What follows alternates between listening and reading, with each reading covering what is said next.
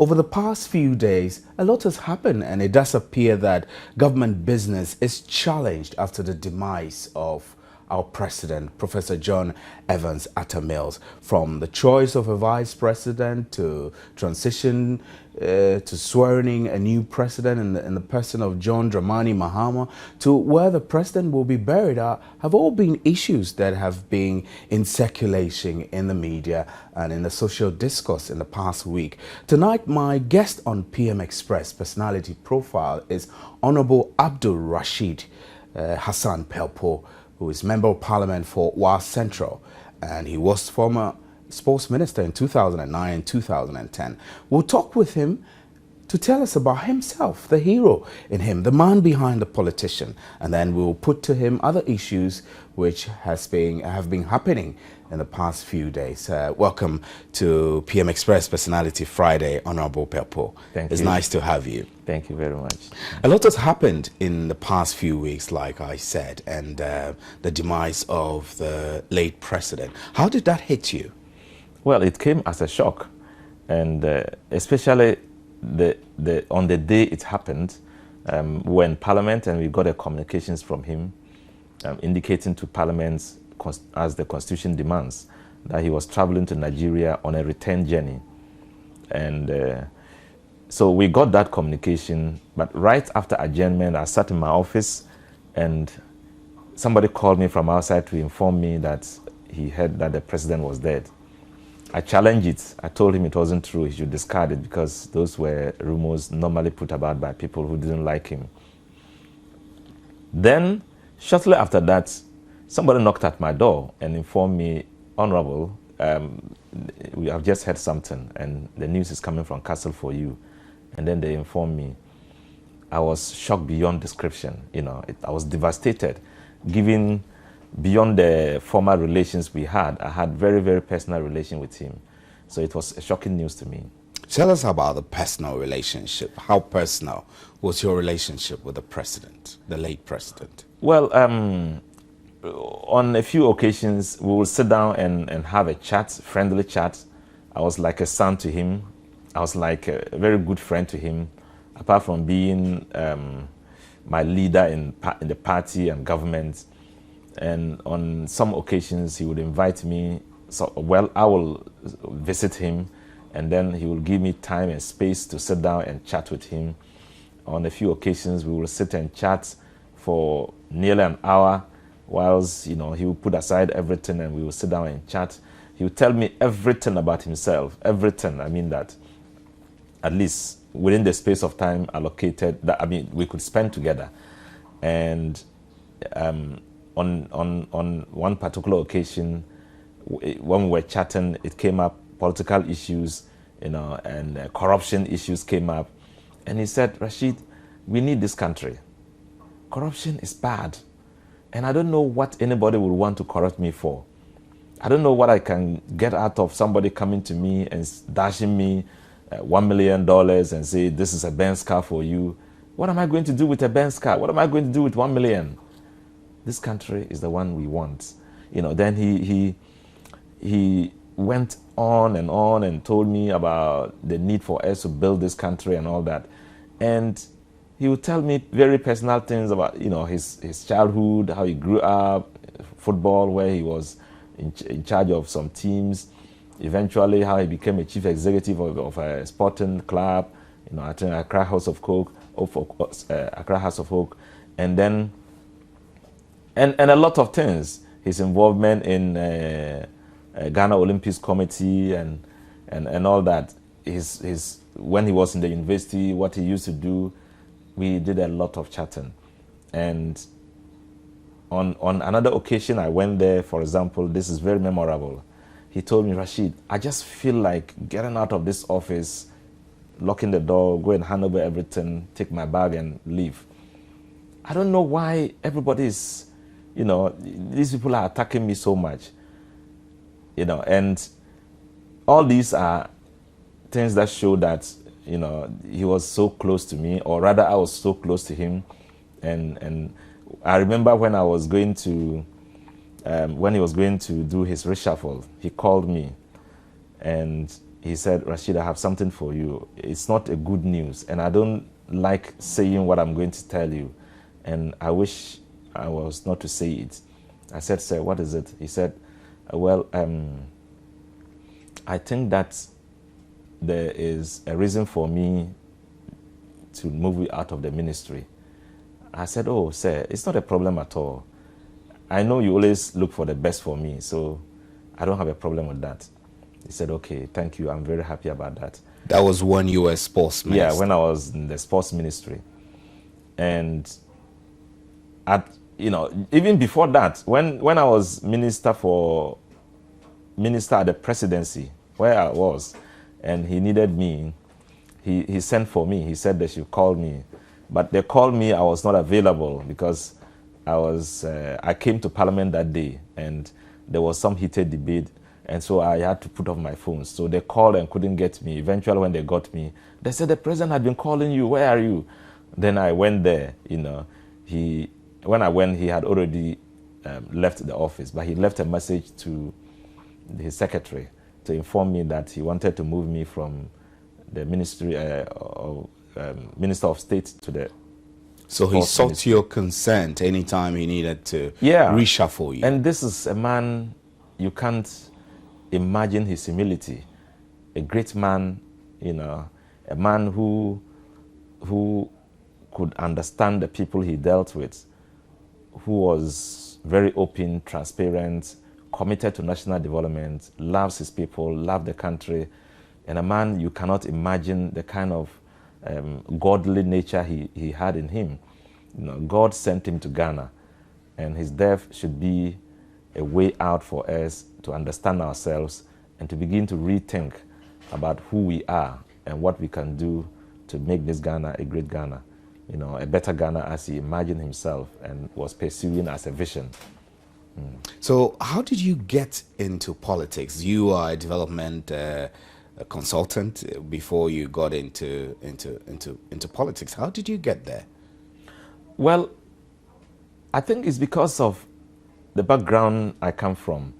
All the while I was growing up, I loved to read about politics, but I didn't know it was something that will manifest in my life practically.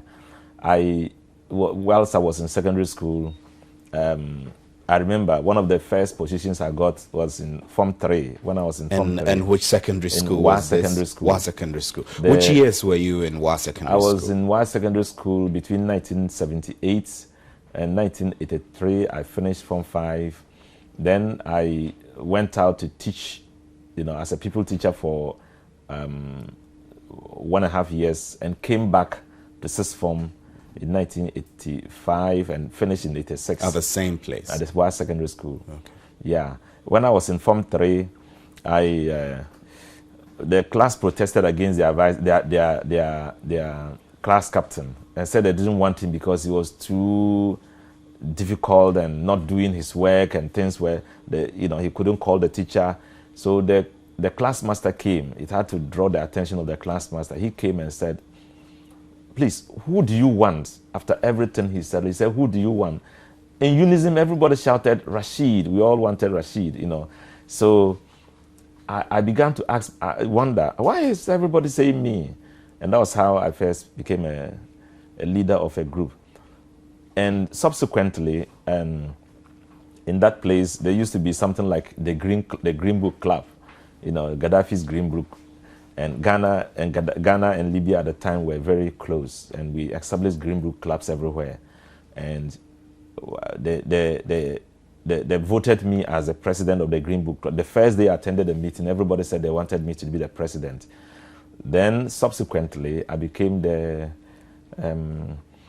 Northern Students Union. They voted me as their I think it was treasurer or secretary. Then eventually, I was president of the Muslim group. Then I was voted again as the assistant senior prophet. It was a vote. Everybody said that Rashid won, but when the announcement came, they announced me as the assistant senior prefect. It nearly brought about protests in the school, but it was fine. I mean, I just want to show the trends, how it emerged. Exactly. Then when I finished school, I joined the Democratic Youth League of Ghana when I finished this form, and immediately I was voted the regional president. Which year was this? This was in 1986. Okay. In 1987, after national service, I was voted the best national service person of the year. And these were periods of the revolution. Periods of the revolution. So one would think that forming such democratic groups would have been restrictive at the time. Yeah, they were open to people who wanted, you know, and I was a youth activist. All the while I was interested in youth activities, and I was doing voluntary labor. Almost everywhere they said there was something voluntarily, I'll be there to help. And in some of them, I initiated them myself. For example, I organized holiday classes for students after my sixth form, and when I was also teaching, I tried hard to help young people who were dropped out, to bring them back to do remedial classes for them free of charge, you know, to get them to rewrite their exams and to write the common entrance, and some to write O-levels and all that. And at one point, I organized one in a big scale because I realized there was a new secondary school emerging in White. It was a day school, White Community Day Secondary, and there were no enough teachers. So I organized some university students. I wasn't a university student myself yet. I had completed sixth form. But I organized university students, some who had finished and didn't have a job, some who finished sixth form and all that. And we took over the school for one whole term and prepared them for an exam, you know.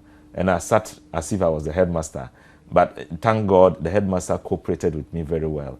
So this kind of public spiritedness engendered my commitment to do politics in a larger scale. So where did this come from? Did it come from your upbringing, your father, your mother, or your siblings? Did you grow up in a kind of society or environment where this kind of nature developed? Yeah, I think that it largely came from my father, who was a very kind person. I mean, he was worried with everybody's problem. Anybody who had a problem, my father was worried about it. And I grew up in a house where he had more than 10 people growing up in the same house who were not directly his children. And how many siblings, direct siblings, did you have? I mean, your siblings were how many? I have my father and my mom. We had 6 children, and so I was one of the 6. You know, I was second of the 6, or I'm second of the 6. But he had some. You know, this is a Muslim home, yeah. And is normally when people are like that, they and growing also from the chief's palace, and he was a prince, senior prince himself, and indeed a chief. So he had 2 additional wives, and he had children. They also had children as well. So, but we love each other so much, you know, and we all grew up together as brothers and sisters. You wouldn't know the difference between us. But there were some other children who were growing up with us who were not his children, because he would not allow any child growing up in that house who would not go to school. He would bring them normally to the house and take them to school. And he would take care of all of us. And he would keep a first aid box also at home. Anybody who was sick in the house would walk in there and take some drug. And, you know, he was such a kind person. And in the evening, he would send me to go and buy newspapers for him. He had finished the old Form 4. In those days, they called it Standard 4. I was Standard 7. Then he would be reading his newspapers. Sometimes he would be telling you about, oh, what has happened in America, what has happened here. And those things were inspiring, you know. I wanted to be something like that, but I didn't know what it was. So I suspect that I may have taken part of the inspiration from my father. And also because I read a lot. Even those days, before I entered secondary school, I had read Things Fall Apart, No Longer at Ease, a lot of the books, Wuthering Heights, you know. I had read a lot of the books, you know. They are either the abridged versions or the full versions. By the time I entered secondary school, I was already very committed reader, and I was well informed about what was happening. So it was easy for me to get involved in social life. And I also had social space, to increase my social space with people. But importantly, when I went to the university, I joined the Northern Students Union. For the first time, a first-year student was voted president of Northern Students Union. I joined the Writers Club. I was voted the secretary. I joined the Current Affairs Club. I was voted the president. And when in 1992 they formed the NDC, and they came to establish the NDC branch on campus, we decided that, well, I was one of the 2-3 people who thought that it should have a name, and we call it TAIN. First of all, it wasn't TAIN indeed. It was University Students branch of NDC. Somebody said, no, it sounds so banal. Let's change it. Then eventually we settled on Tertiary Education Institutions Network, and I was the first president. I didn't want to be the president at the time because I was contesting the SRC presidency, and I didn't want to get involved in party matters so people would see me and say that, look, he's aligned. Already somebody had come to write on my door when I was campaigning. He came to write, I remember it very well. He came to my door and wrote, "He and Rawlings are one, public enemy number one." Oh, no, but you were telling us about your engagement with politics at the University of Ghana, and you being the first president of the Tertiary Institution Network, TAIN. Tell us from there, the experiences you gathered from there and how that shaped who you are today. Well, as I told you, I was particularly not interested in becoming TAIN president. Not because I didn't want to be. I was a member because I was a founding member. I remember the very first meeting was when some people came from Accra, Lawyer Wahid and Nana Bora. He's now dead. He was a member of parliament. They came, they said, oh, Obed and E.T. Mensah said they should talk to me so they can see how we can establish something like that. Something that will have students coming together, involving themselves in politics. So we tried to think through the name, and eventually we established that. But then I was trying to contest to become an SRC president. So I was trying to insulate myself from external politics, national politics. But then when we went into the meeting, so I informed Nana Bora not to mention me. He asked after the meeting, they said they were coming to meet and there was a possibility of forming a party. The party had been formed and they wanted student involvement, so they wanted a meeting. The whole JCR was full, people came. And let me correct it, it's not Legon, it's University of Cape Coast. Okay, University of Cape Coast. And Ogwa Hall JCR, the place was filled to capacity with people hanging around and out of the door, and all of them trying to catch up to hear what message was being brought. Because it was the first time a political party had come and wanting to hear students or talk to students. Then I sat up there and I informed Nana Bora not to mention my name because the students, this is my support base, and that was Ogwa Hall, but people came from all over.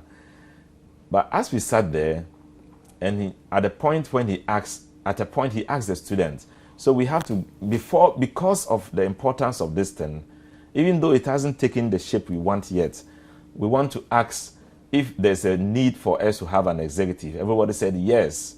So how do we get the executive? First, if we can get an interim president so that we can move from there. Somebody raised his hand and said, Rashid Pelpuo. And then the whole hall was clapping and they got up, standing ovation, and said, yes, I was their president. So there was no way I could go back and say no. I mean, because I love the party, I worked all the while to the point where it was formed, because we were the youth wing like I told you, I was the Yeah. president of the Democratic Youth Wing of Ghana, Youth League of Ghana, at the Upper West region. And then I moved to the head office, and I was a member of the what they call the Presidium. So when they were going to form the party, cadres and the youth were part of the forefront organizers who they consulted. And so I wasn't new in that business, even though I wanted to be a student president. So once they said it, I didn't waver at all. I went in and picked it up, and this is how I became the first president of TAIN. Now, there are many who have said that you're too fine a gentleman to have such association with politics. Why do you think people hold such views about you? I sometimes ask the people why they even say that themselves. Because politics is about getting fine people to do fine jobs. You know, you don't necessarily have to. Maybe you need to be a little robust, a little aggressive, a little domineering, all those things in order to make you have your way with in a people. democracy, you don't need that. You don't need to be aggressive and dominating other people and shouting at other people and being aggressive and insulting to make you a good politician. You know, in a democracy, it's fair play. So do you see yourself as a good politician? I see myself as such. And I know those who are watching and those who follow me and know who I am would get to understand that I'm the kind of person who we need, you know, the kinds of people we need in our body politic to get us to build this country with humility, with confidence, with desire to die for ourselves, to our nation. You know, people who would go the extra length in providing the succor we need in developing this nation, extending the frontiers of our development, you know, with kind humility. So I believe that we have gotten to a point where those questions will no longer be relevant. I think that these questions come because people are used to aggressive political activity, people who are very aggressive. And of course, sometimes you need such people. But you don't need everybody to be like that. Such people like who? People like who? Well, I don't want to mention names, but sometimes you would need people who can stand up. Who are a bit aggressive? Who can stand up and fight. Like former President Rawlings? Yeah, former President Rawlings is a good example of a person who is, you know, very aggressive. He has a very, very tough character. You know, he's a very you would describe that as tough character rather than aggressive. Right? Well, yeah, I would describe. I don't want to use a word that can be interpreted as negative. You know, but he's a tough character. It's very difficult to deal with. You know, such a person. And he was very critical of former President Mills from the very first day he came into government. And you did mention earlier that some of these criticisms were getting to the president. What is the relationship now, the party's relationship with the former president moving forward? I think it's not a good relationship. I can tell you, because everything the former president has done, former president Jerry Rawlings has done, is to distance himself further away from the party he has been responsible, partly and generally responsible in bringing into being.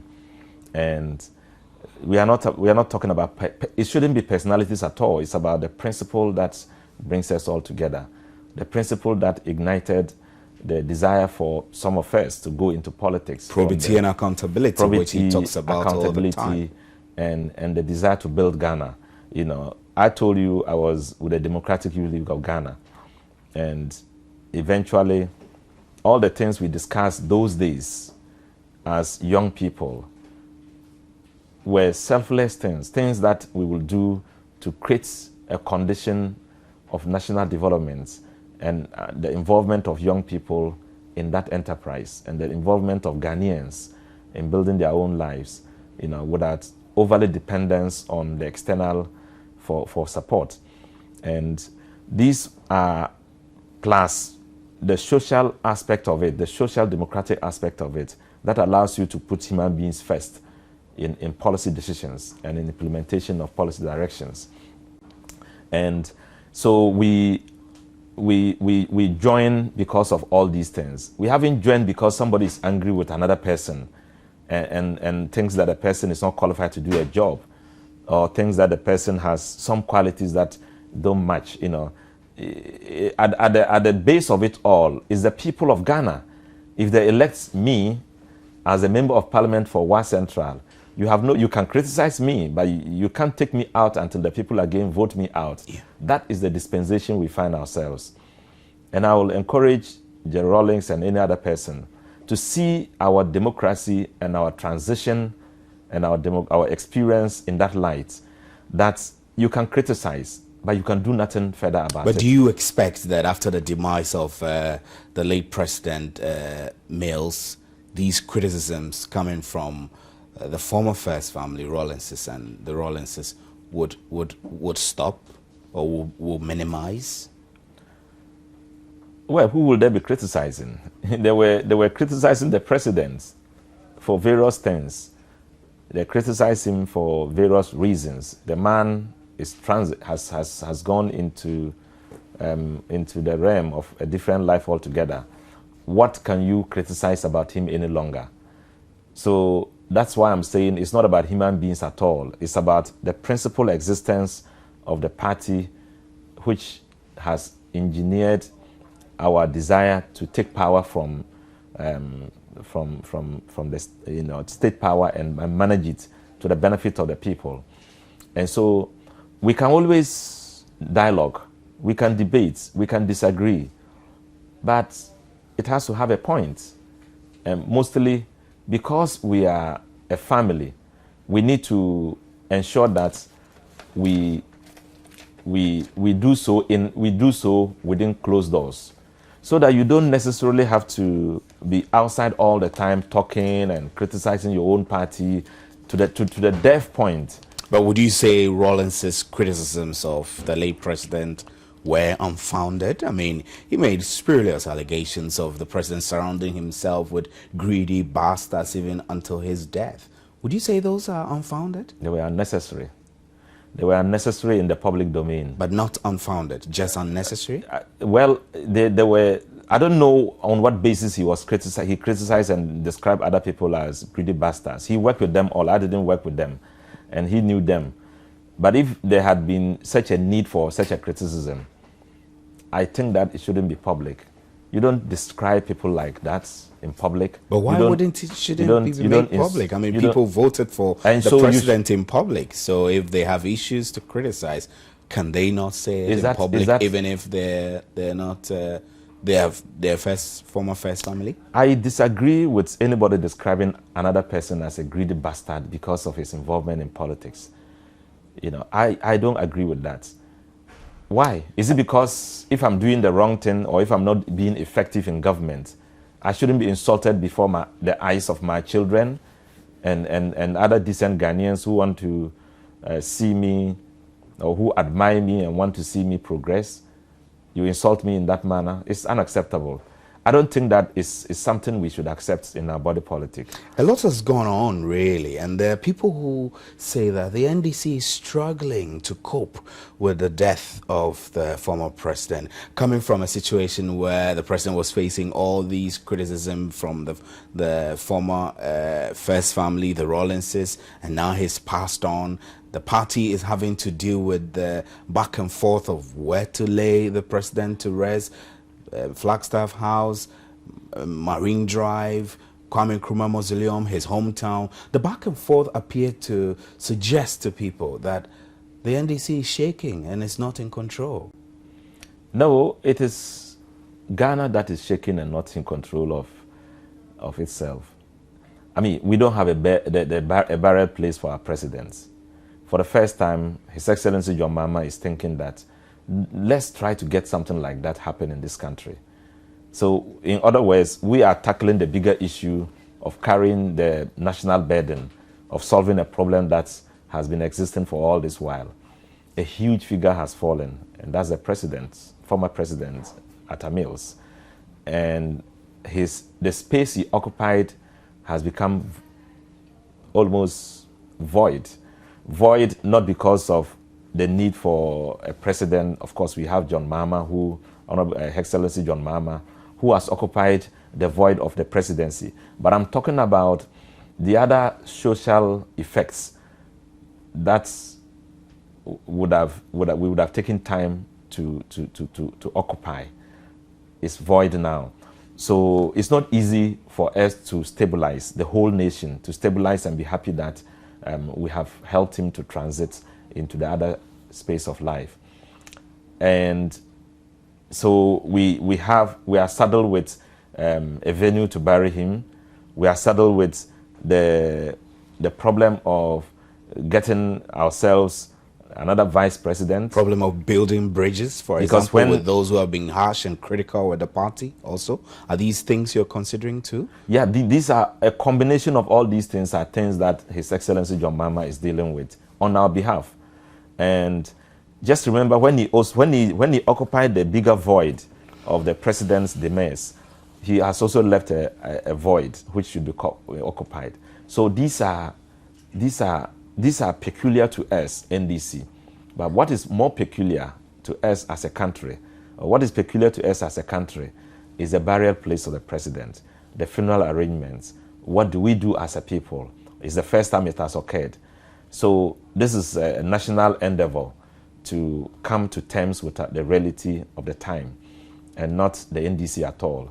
I know yesterday, the day before, there were discussions with the funeral committee. I know you're not part of the funeral planning committee, but the funeral planning committee had successive meetings with the family of the late president, where it did appear that the family were going to demand for the body of the president when it is buried, so that there were questions in the media about whether he will be buried twice. Has this been resolved, really? Have the family finally agreed that the final resting place where the government has chosen will indeed be the final resting place, or there are still signs within the family that they will demand the body after it's buried at the Marine Drive? Well, I'm not briefed. After the committee had visited Parliament and met our leadership, with myself included, I haven't received further briefing on that, so I can't go into that. But what I know is that when the committee met Parliament, it met Madam Speaker, the two leaders, in fact, the four additional leaders, Deputy Majority Leader, Deputy Minority Leader, and the funeral committee visited us, and then the first Deputy Speaker, and informed us about what they have gone, how far they went with the arrangements, and they involved us and access of our inputs. And that's why I said this is a national issue. All of us, we also suggested to them ways and means by which we can tackle this problem so we can be successful in that. So since then, we've not had any meeting at all. So I'm not very much aware of the family. And would you say government business has suffered since President Mills passed on? Yeah, government business had suffered somehow, because to what extent? The extent that most of the time when you are doing business, you have to be at a funeral space, a funeral place, and receiving visitors. The president is there receiving visitors, and going out there to meet people, and doing arrangements. Of course, it's part of government business now, to doing arrangements to make sure the burial takes place in the best way as we can. And Parliament itself doesn't have the normal sitting we have. I think you notice it, that in most of the instances after his death, we will come after prayer and after correction of minutes and laying of papers. We will just move for the adjournment. Either we are going to Cape Coast, or we are going to former First Lady's house to share our condolence and all that. So it is not in the best of times. So who is making sure that things don't go bad? I mean, it's normal for people to be in such a situation, death of president and government business suffering. But who is responsible for making sure that things don't get out of hand, government business don't suffer unnecessarily? No, government business doesn't suffer unnecessarily. Things still go on. The president goes to office, he works at the office. We come to parliament, we work in parliament. Except that on a few, in some instances, you can't do without having to get government business suffer small. Things are not going out of hand, things are under control, things are moving on. Cabinet still does its meetings. Just last Thursday, there was a cabinet meeting. Monday, I suspect there will be another cabinet meeting. You know, they are even speeding up the meetings. It's not normal that you have a meeting, cabinet meeting on Thursday, Mondays. There's likely to be a meeting on Monday again. And Parliament has decided to sit on all the days, including Mondays, rather than Tuesday to Friday. We are sitting on Mondays as well. You know, so we are increasing our pace to catch up with the time. Increasing the pace to catch up with the time. Honorable, we were talking about the issues within the party. Now there is a new president, President John Mahama. What is your relationship with the president? It's excellent. President John Mahama is like a big brother to me. We go on very well, and my constituents see him as belonging to the constituency, even though he doesn't belong to the constituency. They see him as one of us. And when you mention his name there, everybody is excited. And when they want a message to be sent to government, even at the time President Mills was there, but they will say, go and tell your brother. You know, that's how they imagine we are, you know, brothers. And often when he's going to his constituency, it is in where he takes a flight to before he drives to his constituency. You know, I mean, his hometown this time. So it is, we relate very well. I respect him a lot. He's a great man. He's a man of various skills and character. So if your big brother calls upon you to serve in his government in a new capacity, what capacity are you thinking that your big brother would like you to work in? You know, it's not normal for anybody to be discussing these things and say, I want him to call me to do this. I won't feel comfortable discussing that at all. But it's left onto him. He's the president of the Republic of Ghana. But you are willing to serve him. He knows me very well. And if he calls me to be a watchman at the castle, I don't mind being that. He asked me to go. But are you expecting that he will call? I mean, I'm asking these questions, trying to probe whether we are going to see a reshuffle, for example, in the 5 minutes left to elections.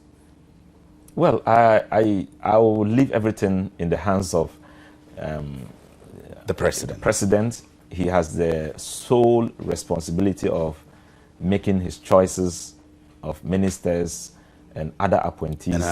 Yeah, and I think that it's not good to preempt. And you think it will be an excellent decision. If he ever makes decision to put people in specific positions, it will be a decision that will go for the benefit of the entire country, I reckon. Yeah. And what do you make of his choice as vice presidential nominee? I mean, Mr. Emisa Arthur will be vetted on Monday, we're told. What do you make of his choice as vice president for this country? I think it was done with a lot of circumspection, a lot of thinking, introspection, and all that. What kind of thinking and introspection? I believe that several qualities go to make a vice president. What kind of qualities was the president looking for? So those are the things I thought he thought about deeply. You know, first of all, you have to be a stable personality. You have to be intelligent and smart to be able to recognize small changes in government and governance. You have to be liked by the people around you. You have to have the capacity to get people, attract people to vote for you. Talking about votes, it means that the NDC has decided that the time to elections, 4 or 5 months, is too short to elect somebody else as President Mahama's running mate. No, this is not about running mate at all. Running mate. The president himself is not yet the flag bearer of the NDC. But he will so be he's on not, September whoever 1st. he's appointing now is not a guarantee that a person will be a running mate. But will Mr. Emisa Arthur be leading the choices of the president when it comes to nominating a running mate? Well, that will depend on what happens between now and What do you think yourself? I think that the president has made a good choice for a vice president, because this is a man who has demonstrated a lot of commitment to the party, has shown classical understanding of the economy, and especially the monetary side of the economy, and had some experience in being a deputy minister of finance, and has been behind a lot of the good things that has happened to the NDC. Talking about our manifesto, I was in the manifesto committee. I served there with His Excellency John Mahama in the manifesto committee. But behind the manifesto committee were some other people who were working very hard to bring us information, and he was one of them.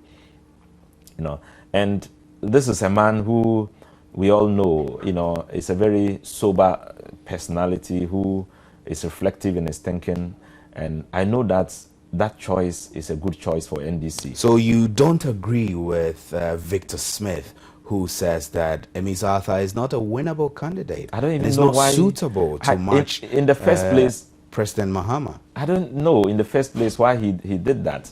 It didn't seem to me that he knew the person he was talking about enough for him to have gone public about what he was saying. But why wouldn't he know him enough? I mean, he's a member of the party, a leading member of your party. It doesn't matter. He must have known some of those who have been engaged in the grassroots politics of your party from the beginning. But who determines who is in the grassroots? Who determines who is effective? Well, I mean, your role in the party determines that. I mean, for example, Emisa Arthur worked in the Ministry of Finance under Kwesi Boche for a period before he himself became Deputy Finance Minister. And I'm asking, between him and the president, who is likely to understand somebody who has worked in the grassroots and who is more effective and who is likely to become a vice president? For me, I think it's the president, and he has made his choice. Victor Smith, for most of the time, was with the former president and had gone out of this country for some time. So the president had always been here 24 hours, and he had been here and had seen through the things that happened before and after the elections, knows the people who have done what to create the kind of condition we have achieved now, the stable economy we've enjoyed so far, and all that. So, and this governance we are into is mostly about the economy. It's mostly about how to make people happy, how to put money in the pockets of people, in quotes. When they say this, people thought it's real money you put. So that's why Emisa Arthur was chosen? And Mr. Arthur has demonstrated beyond all doubts that he has the clouds and the capacity and the skill to do that. But he supervised the steep downfall of the city. He was in office, so and he couldn't be that good. Yeah, the downfall of the city might not be an economic reason. The factors that lead to the downfall of the city, the depreciation of the city, might not be economic reasons at all. Sometimes they are psychological, controllable psychological reasons. And you think that's what we were in? And that's what we are in now. Uncontrollable psychological reasons? Yes, for most of the time, for all the time we have gone into this new dispensation, every time there is an election, the city falls. Sometimes it would fall 60%, and I think this time it has fallen 15%. I'm not saying it's a good thing, but it is something we all have to deal with as a nation. How come that at every time an election is occurring, our CD begins to depreciate? But should it be so? Should our elections make our currencies depreciate? It should not at all. What goes wrong each election? What goes wrong to happen? Is beyond the economy. Shouldn't we pin it down to the governors? We have to begin thinking beyond using economic factors to explain the new situation we have now. It's more than economic factors, or rather, we have to import some other psychological and social factors into our economic analysis and begin to understand the system and how to maintain a balance in our economy in a situation like that. But it's not because Emisiata is not doing his work. It's because he is actually being effective. That's how come. So you will say Victor Smith's criticism surprises you? It has surprised me beyond description. He's a very But there are senior, many people who think along his line. It doesn't matter. I'm not worried about the fact that he has those opinions. I'm worried about the fact that in that situation, a senior member of our party can go out into the public and make such criticisms public without recourse to the order that we'll expect every senior politician to follow. Do you think there are bridges to be mended in the NDC? Indeed, not necessarily bridges to be mended, but there is the need for us to re-examine how we are going, who we put in places, and why there's a need for some people to breach the common code of decent conduct in political life. There's a need for us to examine all of them. And there's a need for the president, I believe, there's a need for him to show commitment to controlling the states and controlling the party now. So which side do you belong? Which side of the party do you belong? The Victor Smith side, the Mahama side, the Rawlings side, or the Mill side? These sides fizzle out in my presence. But they exist in the party. Let me tell you, I don't think that there's anything called Victor Smith side. He's just a regional minister who has aired his views, and I feel the views should not have been aired publicly. But do you feel there is a Rawlings side and there is a Mill side? The Rawlings side was about President Mills. He thought President Mills was not doing well, and he criticized him. President Mills is no more. There is a president of the Republic, who is His Excellency John Mahama. There is a leader of our party, who is His Excellency John Mahama, and that is where I belong. I belong to the mainstream NDC. I can't recognize any splinter organizations or smaller. But they do exist in your party. I don't think they exist. Is your party ready for elections? Yeah, we are ready. I don't know. I'm asking so many questions because I think the NDC is struggling. No, we are not struggling at all. In fact, it's peculiar to a big any big organization. Any organization that has a future, you have varied opinion thrown about in the party. You know, like I said, I don't fault Victor Smith, but I fault the public nature he went. You know, the way he went public without circumspection. This is a party with various characters in it. You know, we have a party with people who are eager to demonstrate their desire to see the party win in various ways. We have a party where people want to experience the democracy in their lives, and they want to also air out something to show how democratic the party is. You know, this is a party you have somebody contesting a sitting president at primaries. So that is the shape of the party as is coming up in the public domain. It's beginning to have an imprint in the minds of people that this is the best party you can join, where people can say whatever they want and still remain the same in the party. So 5 years from now, where do you see your party? In government? We see our party 5 years from now preparing to go for a second term for John Mahama, His Excellency John Mahama. So in the event you lose these elections under President Mahama, what happens to your party? It will be difficult to... In fact, it is one thing that we will find it difficult to experience. You see, sometimes... Are you not worried? Is your party not worried about the possibility, the remote possibility that President Mills will pass away and then the party will lose? I'm happy you've described it as a remote possibility. You see, Ghanaians are seeing for the first time a president who they can easily connect to, and that is His Excellency John Mahama. Even before he became the running mate, people talked about him, they wanted him. And I remember I went to him and I said, look, don't shy away from going for the presidency. Go and contest the presidency, you know. Because all the things I was hearing about him showed that this was a man who the people loved. And I'm saying that for the first time, they are connecting with the man they love. And so it will be it is easier for him to win than to lose. It is very difficult to lose under John Mahama. And that's the feeling I have, that he's going to sail through easily. Sailing through easily will depend on the strength of his vice presidential nominee. No doubt about that, right? Yeah. Whatever he achieves within the 5 months that he has mandated by the Constitution to go will strongly depend on his partnership with Emis Arthur, right? Yeah, they're part. Just let me let you know, his running mate has not been determined yet. He himself is not determined yet as our running mate. We will go to Congress in September. We will acclaim him as our... Do you foresee that Emis Arthur will be changed? As, for example, when I say changed, I mean that Emis Arthur as vice president, after going through the vetting, which starts on Monday, then 5 months on, the party, with consultation with the National Executive Committee, will advise the president to nominate another person as running mate. Would that not be suicidal to the NDC? Politics is not the straightway thing you are imagining it should be. It will not be suicidal. It might not be the case. It might also be the case.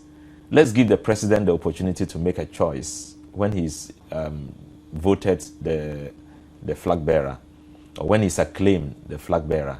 Let's give him the chance to see whether he wants to still continue with him, or he thinks that there will be a different person he wants to go with. But I think that whoever His Excellency John Mahama picks, because of who he is and because of the total commitment we have for him, we will go along with the person. It will work. So the vetting on Monday, what are you expecting?